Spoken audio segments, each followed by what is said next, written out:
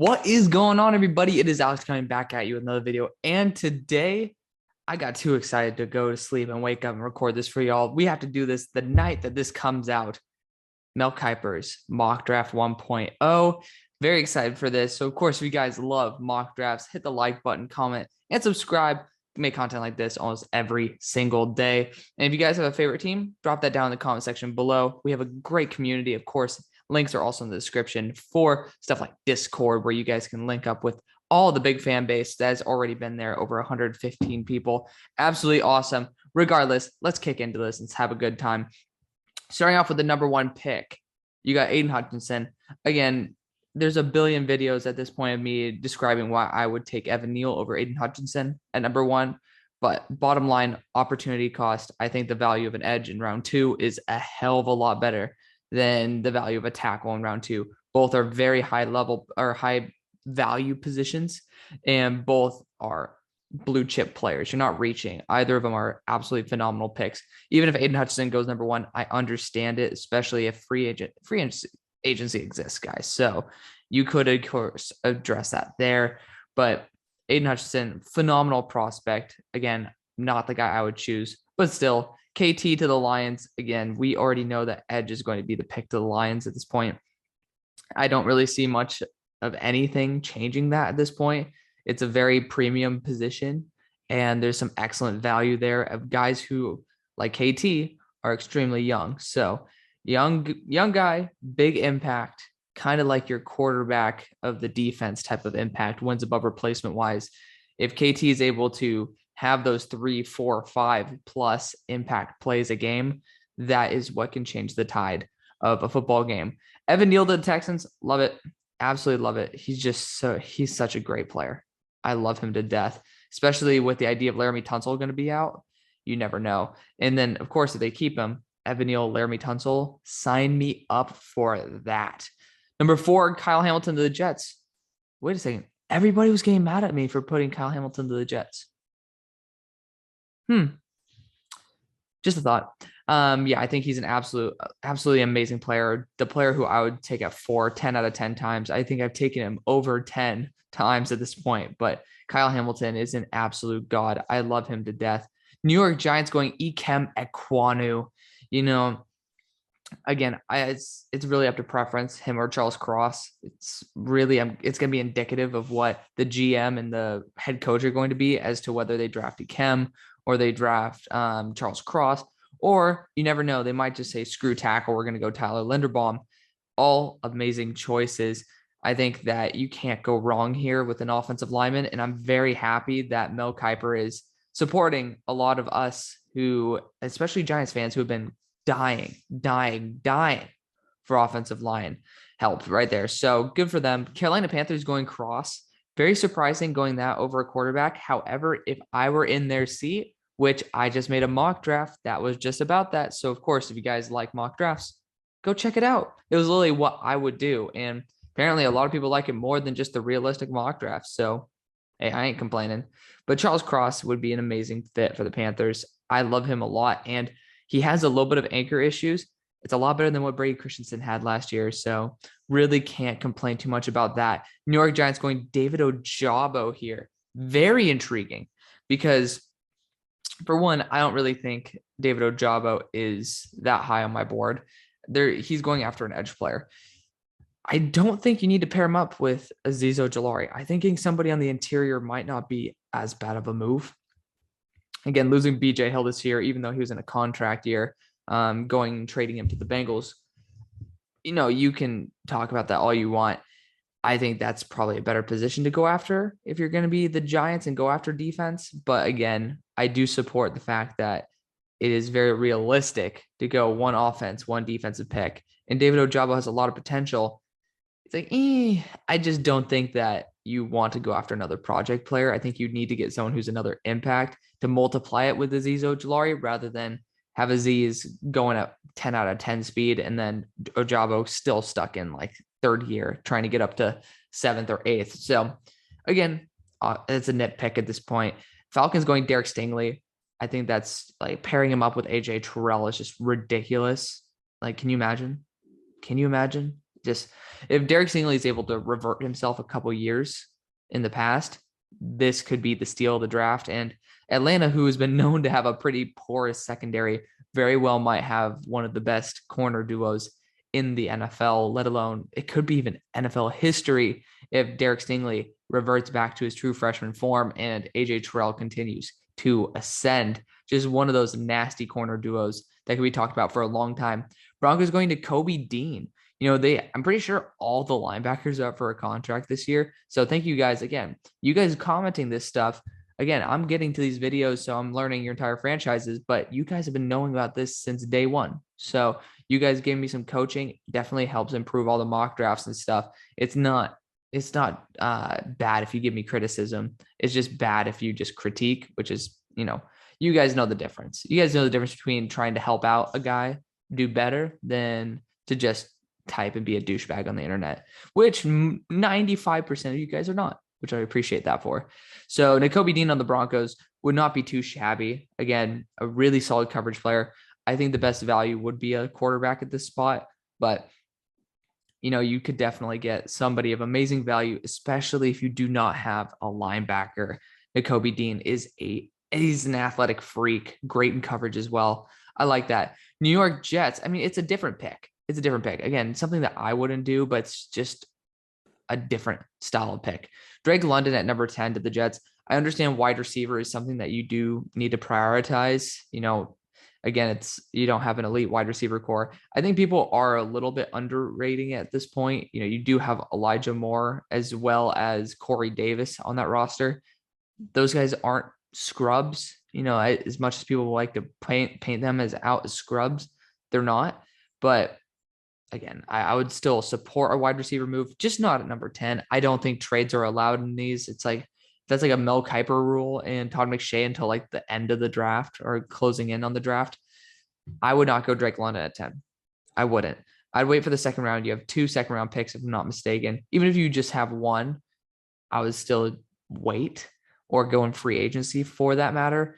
There's just a lot better value at 10, offensive line, defensive line.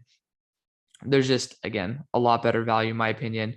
I do understand Drake London is very high on Mel Kiper's board. So I understand where he's coming from, but from my perspective, hell nah. Washington football team going Malik Willis here. Might have done that myself in the what I would do mock draft. I love Malik Willis. He's my QB2, and it's a very close QB2 race, like very close to QB2 to QB1. Not really. I have a top 2, and then it's a gap. So Malik Willis, he's an absolute monster. I love him. I love him to death. He had some very big rough patches, but his entire team is in his entire offensive scheme. I legitimately think he's going to have a better NFL career than he does college. So that's going to be a steal in the long run. Sauce Gardner, I wonder who loves making Sauce Gardner picks to the Vikings. And I took him over Derek Stingley. That's the funny part in the what I would do mock draft. Spoiler alert. But yeah, I think Sauce is such a good fit there. There's no way in hell he falls past 12. Cleveland Browns getting Garrett Wilson, a guy, again, I think he's Odell Beckham Jr., maybe a little bit less athletic, but still a phenomenal player. Ravens getting Tyler Linderbaum, I'd cry. I'd really cry. As a Steelers fan, it would kill me to see Tyler Linderbaum twice a year not on our team. So yeah, it's a great pick though. Phenomenal pick. Again, Bradley Bozeman, you're not going to have Bradley Bozeman stop Tyler Linderbaum. Yes, he had a good season. That doesn't mean that you stop from upgrading. Okay, the ceiling of Bradley Bozeman nowhere near Tyler Linderbaum. Next, Eagles getting Devin Lloyd. Again, it's been since 85 since you guys have drafted a linebacker. I fully support it. I would do it myself, even though I'm pretty sure I didn't do it myself. But, I think that going to linebacker is a very smart move.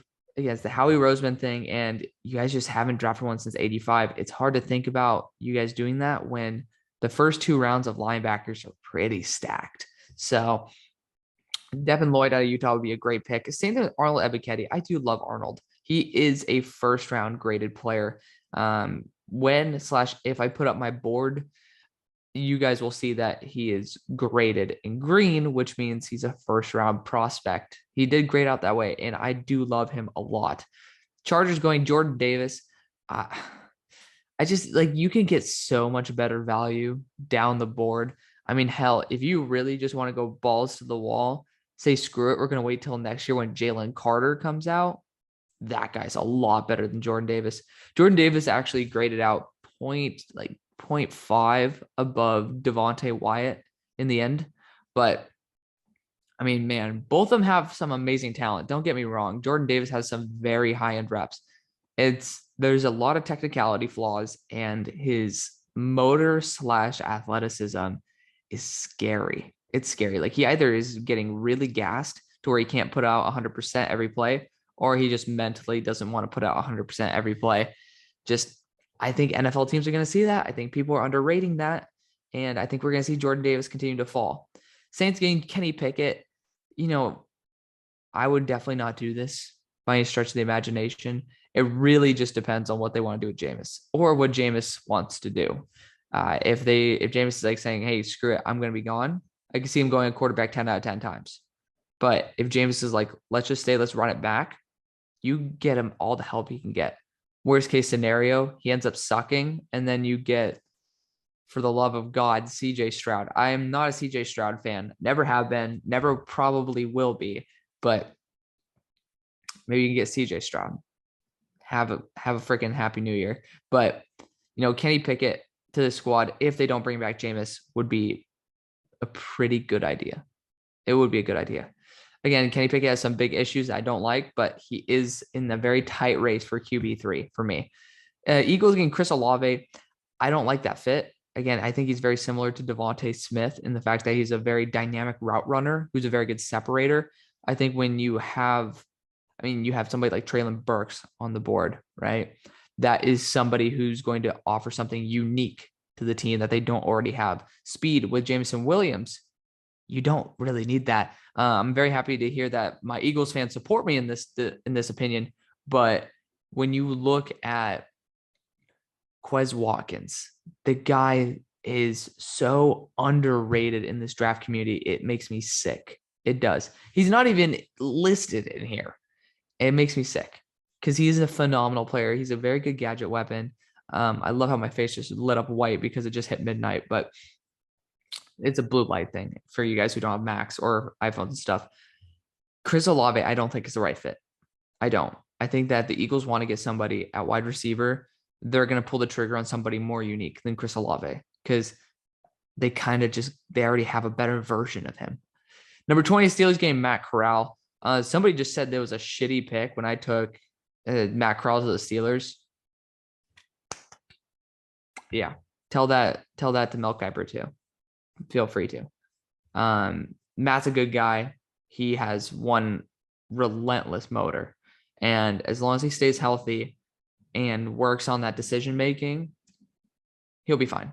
21 Patriots going Jameson Williams out of Alabama. Again, I think they're just taking advantage of the fact that Jameson Williams tore his ACL. I will say this.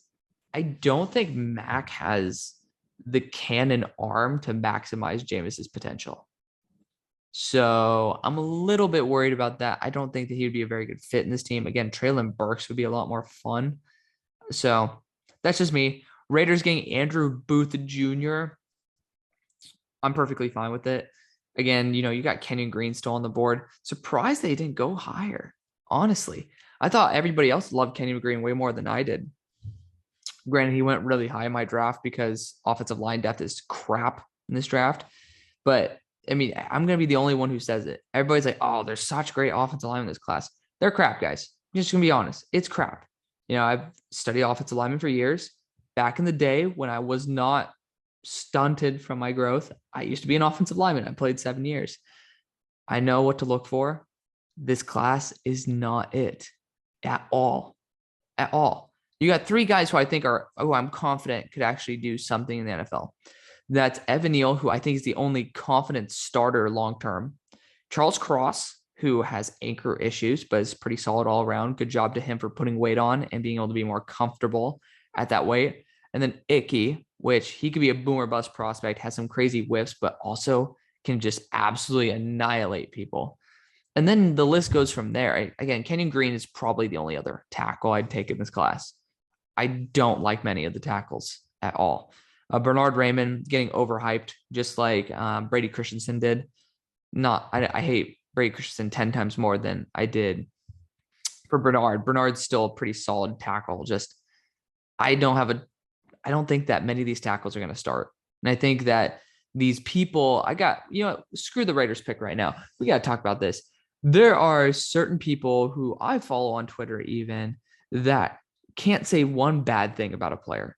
Everything is just daisies and fucking roses, right? Like it's like rainbows and daisies. I don't know what the fuck the phrase is, but there is a point where you cannot trust people who talk like that. Like you have to be real with yourself. These guys, there's going to be second rounders in this class that don't even freaking make the roster after their first contract, right? There's going to be people in the first round who don't get a second contract because they don't play well.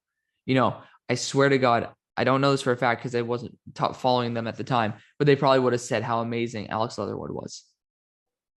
I mean, I did at the beginning and then I watched him use crap. But these people are watching them saying, like, there's 6th-round guys like, oh my God, I love his potential. Like, I love how great he is. I have not heard one damn bad thing. And there are people like that out in the draft community. You need to be afraid of them. Run away from them. They don't deserve your respect because they're not giving the people who actually will make a big talent or the big impact in the next level the respect they deserve. It's really irritating to me because everybody just think like these certain individuals who are very respected in the community just think that everything is perfect with every player. Like, oh, I love him. He's going to be great at the next level. I mean, dude, there's literally 22 starters on offense and defense combined for every team. Like, yeah, there's sub package guys. Get out of my DMs with that crap. There's at max 30 legitimate rotational starters on the roster. You're telling me that 64, maybe like 200 of these guys are going to make an impact? I'm sorry. No. So just got to put my 2 piece in there. Andrew Booth's a good selection for the Raiders. Still pretty solid. Just got to get into that rant, guys. It's very annoying because I try to give you guys genuine passion towards players and genuine opinions when they aren't good. People just don't believe that for some reason. Like just some people are, oh, I love this player. I love this player. They're not even going to make a freaking roster, bro. Okay. Like just chill, just be real. Cause there's a certain point where being overly positive becomes BS. Right. So there's just certain people who get a lot more credibility than channels like mine that speak BS. And it's wrong because I know there's even people in this comment section, and feel free to shout yourself out in the comment section below, that do a freaking amazing job. They're honest with you. They're willing to take some crazy takes, but they're genuine. They're honest. They're original. That's what I try to do.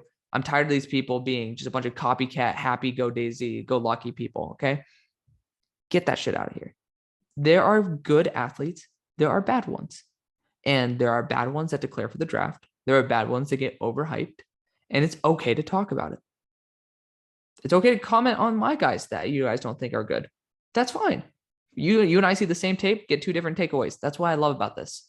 But that's why I want to talk with you about it. That's why I don't want to be like, oh, you're right. You're right. Yeah, they suck. No. Or, oh, they're amazing. No. You and I see 2 different things. Let's talk it out. Let's hash it out.